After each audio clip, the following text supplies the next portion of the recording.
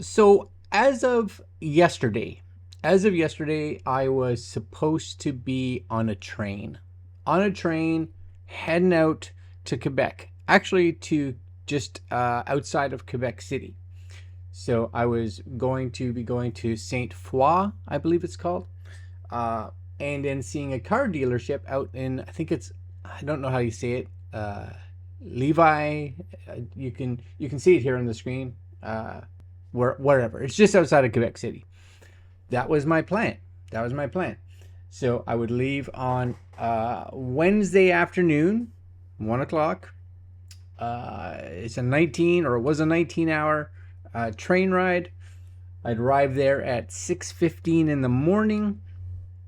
And all this was because I was heading out there to find a car that I had actually wanted, a car that's always caught my eye, and it was at a really good price. And I was like, you know what? We kind of need another car, and I want another fun car. Uh, this could be fun. Plus a cool little trip on a train, which I haven't taken in a long time. And everything seemed to be going okay until until. So first off, let's look at their information here, because I was on Auto Trader, which is where I look, because I would never have gone to this dealer's website, because I would have never known about them. So of course Auto Trader kind of got me there. So I went to Auto Trader, as I will right now, and basically what I do, because I know that I was willing to travel, you know, basically up to and including like Ottawa, because I'll go as far as Ottawa because I have friends that live in Ottawa, and because of that I have a place to stay, and if I have to go there then I can do some visiting, etc., etc., not a big deal. Plus, if I had to stay for some extra time, I have friends which I can hang out with and stuff like that, which kind of makes it a fun little trip. So this is what I would do, right? Because I was like, okay, let's look at this Chrysler, and this was the car I was kind of going for, Crossfire. Now I wanted a convertible because I want a fun car for the summer, and I figure if I'm getting a fun car for the summer, um, convertible, why not? Don't need a hardtop because I don't, and I want something to enjoy again, top down. So here's my postal code. You don't necessarily need to see that, but I got my postal code in here. And then what I do is I say show me the cars, but I say that my distance can be 1,000 kilometers from my location, right? So that takes me pretty close to Ottawa. I may not get me all the way there, but it does cover pretty much all of Quebec. And then normally what I do is if I don't find anything, then I do a search for, the Ottawa area. Anyways, as you can see, the car I was looking at is right here. And I want you to see something right here. Okay? 150,241 kilometers. And I was like, hi, but not horrible, especially since it's one of the better priced, you know. They even say here, great price, great price. I'm not sure why they didn't say this is a great price. Probably because it's not based on 150,000 kilometers, compared to these one is like 88,000 kilometers, right? So therefore the low kilometers, you pay a lot more. And again, I did want a convertible. So I clicked on it like I'm going to do right now. And you'll see in here, 150,000 kilometers, automatic, rear-wheel drive. Perfect. This is exactly what I want. This, as you may notice, is in French because it is Quebec. So as I did last week when I was talking with this person, I went over here and went to good old Google Translate because I need to know, right? And here we go. 2005 Chrysler Crossfire Limited, automatic, fully equipped, heated leather memory seats, multifunction steering wheel, electric roof, convertible, navigation. It says navigation, which no, it doesn't. Cruise control, 18 and 19-inch chrome alloy wheels, which is standard. Inspection and maintenance done. There's the key I want you to really watch. First off, it says navigation, which it doesn't have, because none of them did, because their dash just didn't have that. Inspection and maintenance done, very clean. So cool. I was like, you know what? It's 150,000 kilometers for that age. That's actually pretty good, I think. And because we have a 2015 Tucson, which has just broken 200,000 kilometers. And yes, we put a lot of kilometers because we drive a lot of highway, but this is 10 years older and it has less kilometers. So I was like, it's, okay. Anyways, back to my story. So I was like, okay, that sounds cool.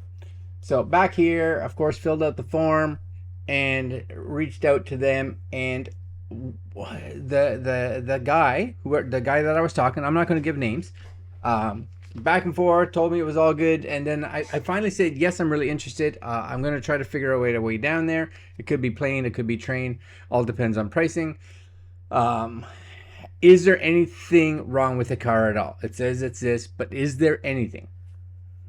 And then he came back and said that there was a valve issue. I'm going to bring up the email here. Hold on.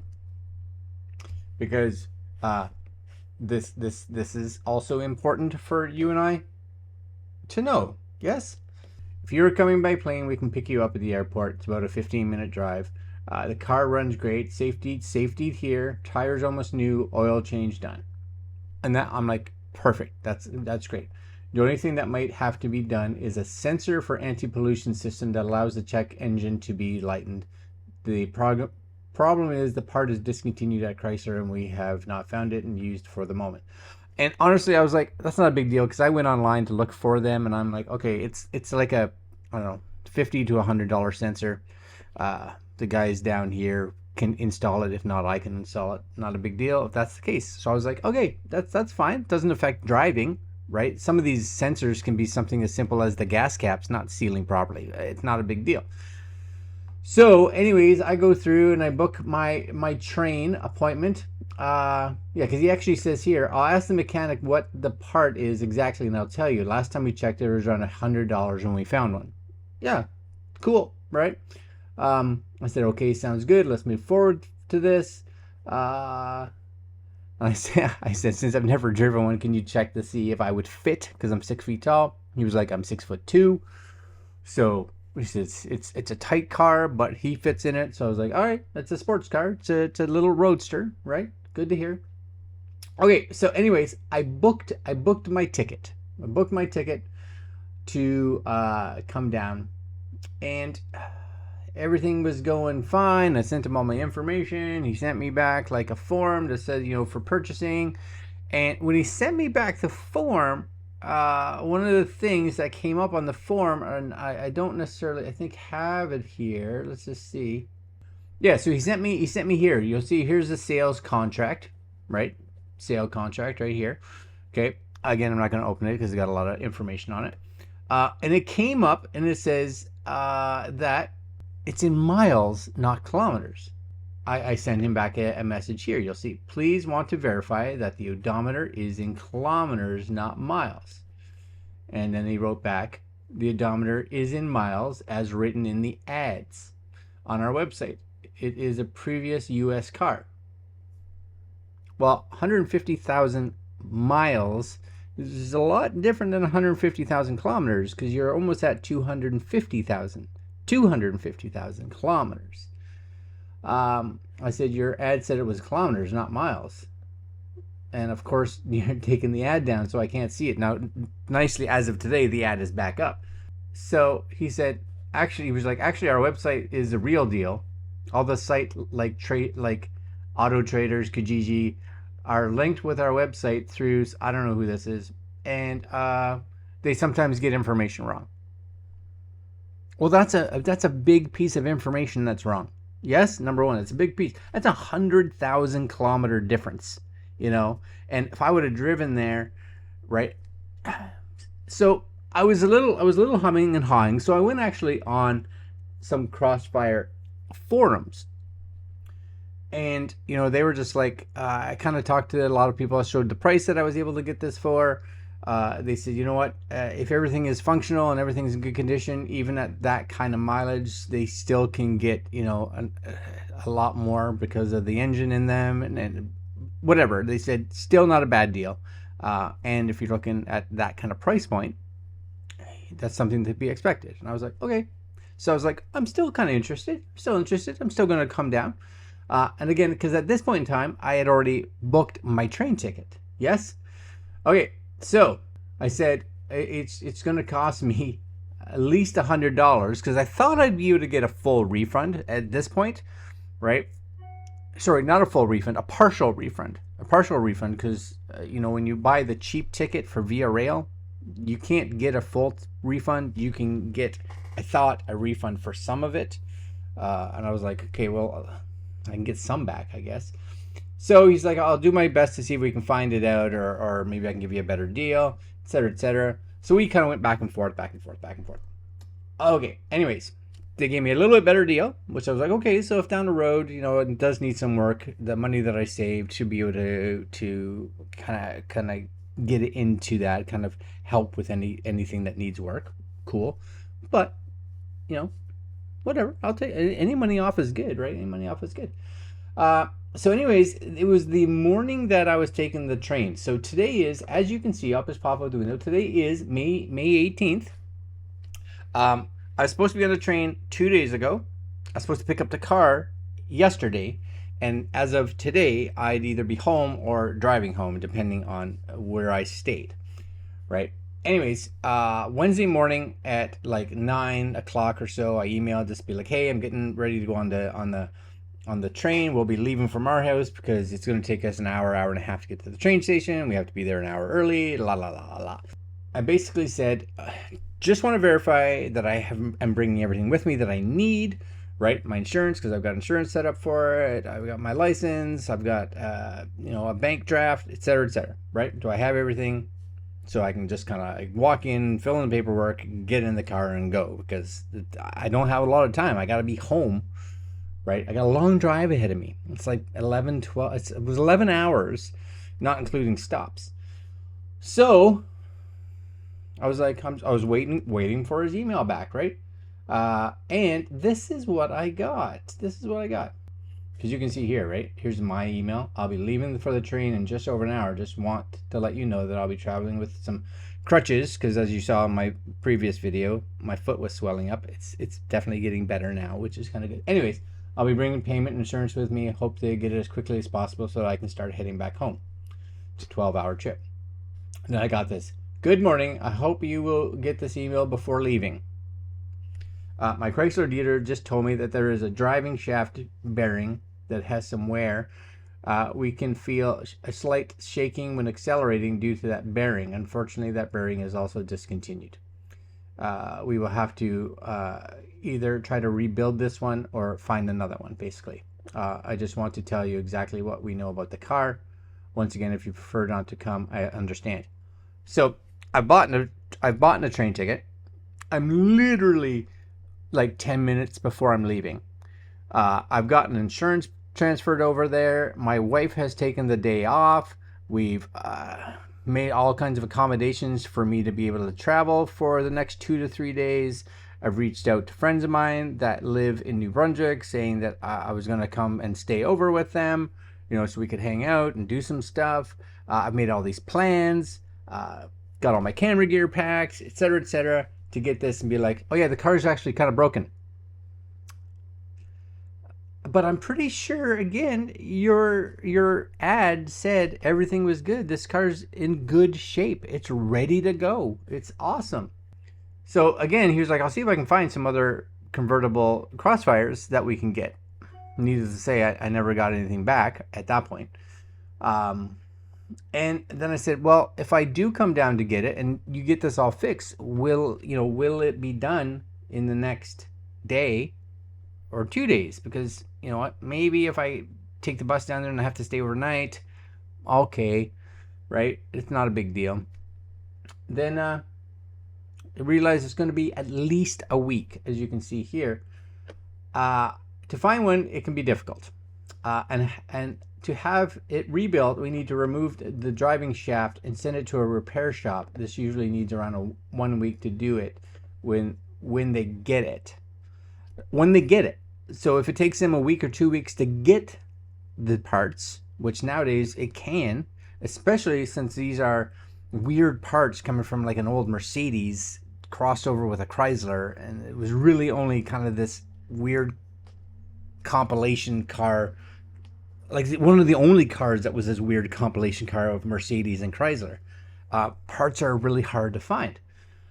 So I was like, okay, so I'm not gonna come. I'm gonna take the hit. I'm gonna take the hit. And then I was like, how about this? I will cancel my train ticket. And I find out now when you cancel your train ticket, especially when you cancel it and it's only like 2 hours before the train, you get a $75 credit on your, that's it. So you get that to use in the next year. I haven't taken a train in, I don't know, 15 years maybe. And I really, the only reason I was taking this train because it was the cheapest, and I thought it would be kind of fun to take the train to pick up a car. So basically the $75 credit that I have will probably disappear in the next year because I won't use it. I'll forget about it or whatever. I'm not going to just take a train trip and pay more money to use my $75 credit. That just doesn't make sense. So I said, how about this? You fix it. Tell me when it's done, and we'll cross the bridge at that point in time. And he's like, yeah, that's fine. He said, or you know what? You should be able to drive home. It's got, a 60-day registration, It should be. I'm like, no, I don't trust it should be. First off, we have some sensor that's not working. Now we have, seems like it could be a fairly major issue happening. And what I don't want to be done is stuck in the middle of who knows where, New Brunswick, with no cell service, with a broken car, right? So I don't want that. It's not as if I'm taking this car and driving home. That's, half an hour to an hour away. It's 12 hours. It's 1,000 kilometers that I have to travel. So no. Needless to say, I said I don't need it to go from bad where it is now to worse. So no, I'm not down for that. Reach out to me if and when this ever gets fixed. Now, I am surprised. This is what I am surprised. I'm just going to minimize this again here, right? I am surprised that the ad is still up. It's still up. It hasn't been modified, even though I have said it shows kilometers, and this was like a week ago. It shows kilometers when it's in miles. Because if you go to their website, as you see here, and you scroll down, right, which is there too, Chrysler Crossfire, it does say miles. And this is English, so it does say the maintenance is done.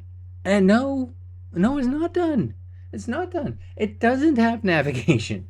You can even click on here. If you click on the photos on side here, and the car, like this was it. Come on, it's a good looking car, right? It's a good looking car. I was super excited because nobody really talks about a Crossfire or knows much about a Crossfire. And I love cars that are just different. I love the rear end of this thing. To me, it's just like super sexy.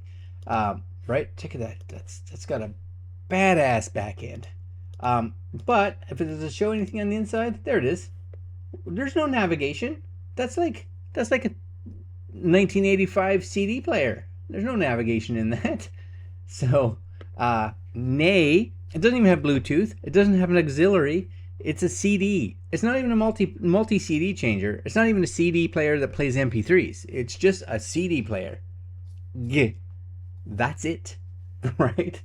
So, no navigation, and the ads are still the same, so that somebody else can experience the same feelings that I experience right now with them. Somebody else can go through this whole feeling of disappointment, from excitement of getting the car that you kind of wanted to disappointment, all based on what they are saying. And I don't normally I would never buy a car from any other province, especially like Quebec or Ontario, really, without somebody going to see it for me, somebody that I trust. We bought motorcycles in Ontario last year, but I had a bunch of friends that I knew go check these motorcycles out, people that knew motorcycles, to check them, verify that they were good, worth the price, etc., and then we went out to get them. So I wouldn't do that with a private car, but I thought with a dealership, and if you look at this dealership, especially if you go to their inventory, right? If you come here, and look at their cars, Porsche, Audi A5, Aston Martin, BMW, i8, 2005 Chevrolet Corvette, right? Volkswagen XC90, Mercedes-Benz, Corvette, Mercedes-Benz. My thought was, because they deal with high-end cars that they would be good. Well, I've learned, and hopefully you learn. I don't think you should buy a car from a dealership that you can't get to. And if you can get there, then that's cool. Or you don't mind running the risk of having their ads not be truthful. And you want to make sure that you give yourself some days. Because even if these were simple repairs, especially nowadays, it would still probably take a day or two for them to fix whatever needed to be fixed. Which means you need hotel accommodations, you need travel accommodations, you need all kinds of stuff, right? Because that was the big issue, or bigger. It was the add-on issue, I guess, is that if I would have missed his email, let's say he emailed me later, and I was already on the train. Well, now I'm on a train to Quebec City. I get to Quebec City. I go to pick up the car. The car's not ready. It's got 2 weeks before it can be fixed. And guess what? I'm stuck in Quebec City. How am I supposed to get home? I was expecting to drive home. The train only leaves like once every 2 or 3 days to Halifax.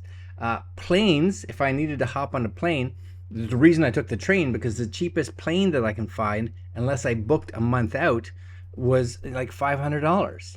So now I would have paid $200 for a ticket to go there, $500 to get a plane ride back home, not including any meals that I would have had to eat, and not including any travel, any accommodations, and it would have wasted 3-4 days of my life.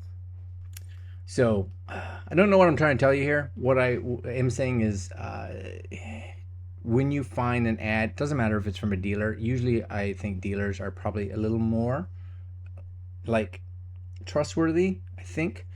And I am happy that the sales guy did end up telling me all the issues before I got on the train. But based on the ad, all these issues should have been fixed already. So that I'm not excited about. And the fact that it hasn't been changed. Like, we've gone through this whole thing, and this is today, and it still says kilometers. It still says it's fully inspected. It's not. So, all right, guys. Buying out of province from a dealer that you can't see, maybe stay away from that. All right, guys. That's it for me today. I just needed to vent a little bit, and we are going to look at a car tonight, locally. Yeah, private, locally, close. So you'll see that soon. Later, guys.